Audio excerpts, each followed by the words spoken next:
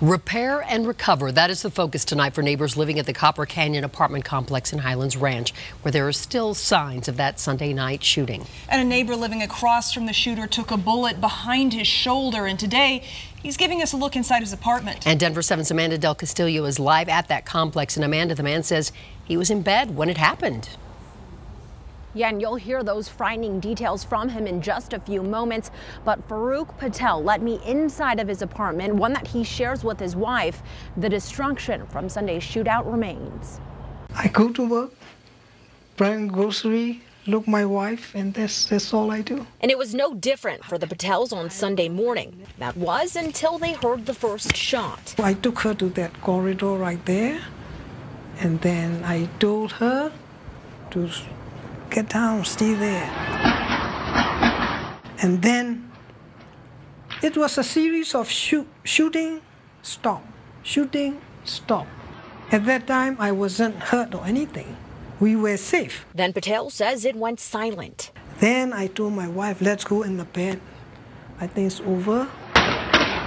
Moments later, more gunfire. Actually, it's not over.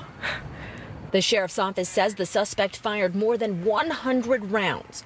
Patel says it was those bullets that flew through his bedroom window. So I knew I was hit, so I rolled down and I yelled at her, go down, go down. They stayed down. Patel lay bleeding in the hallway. It went in, and then here's the joint. It stopped right there. Deputy Zackari Parrish lost his life.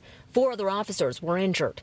And Patel was one of 2 civilians shot Sunday morning. Compared to those officers, I said, this is nothing. And Douglas County Sheriff Tony Spurlock was here just a few hours ago inside of the shooter's apartment. When he came out, he didn't want to offer any comment about what he saw inside. For now, I'm reporting live in Highlands Ranch. Amanda Del Castillo, Denver 7. Thank you, Amanda. And tonight, people who live at the Copper Canyon apartments are invited to attend an informational meeting. The Douglas County Sheriff's Office will be there to answer their questions. There will also be representatives from All Health Network, a local behavioral health center.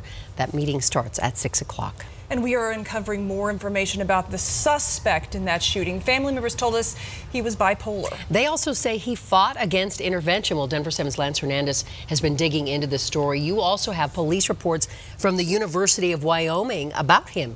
Now, these reports, Ann, also say that he was known to police way back in 2008 when he was accused of harassing a fellow law student during a week-long debate competition. And more recently, he began posting vulgar comments online about people connected to the law school.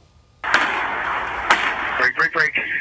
I got one officer with me. There are questions tonight about the red flags raised in the Matthew Real case. He's the man who shot 6 people over the weekend, 4 of them deputies and police officers.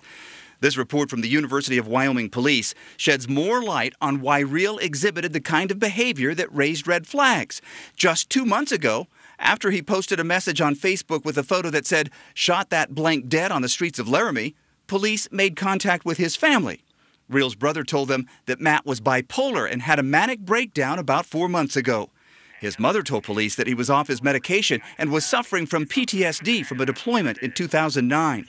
She also said that Matthew was angry and often attempted to use his law degree to intimidate and get his way with people who would try to intervene in his life. I asked a clinician at the Mental Health Center of Denver what friends or relatives should do if they see social media posts that raise red flags. Sometimes people are angry and they're just ranting about something, but if it raises a suspicion, like, I'm a little concerned, because there are some people who post about wanting to hurt themselves, and I think we need to take that seriously.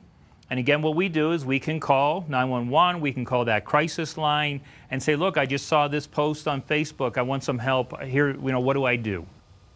And the police also reached out to the National Guard to talk to people who knew Real. 2 of them apparently contacted a mental health provider who had worked with Real. When Real found out, he became so angry that one of the guardsmen told police he was going to distance himself and not have further contact with him. The VA not discussing whether Real had received treatment. Jacqueline? Thanks, Lance. And we are keeping a close eye on the officers who were hurt in this tragic ambush. Douglas County Deputy Jeff Pelly is still in the ICU recovering after surgery. He is expected to make a full recovery. Now, deputies Mike Doyle and Taylor Davis, as well as Castle Rock Police Officer Tom O'Donnell, are at home recovering tonight. Deputy Zackari Parrish will be laid to rest this Friday. The service is at 11 a.m. That's at Cherry Hills Christian Church in Highlands Ranch, and it is open to the public. You can count on us to carry that service live for you as Deputy Parrish is being honored. And as new details emerge in this investigation, we promise to make sure you are up to date. Just download the free Denver 7 app to get the very latest developments.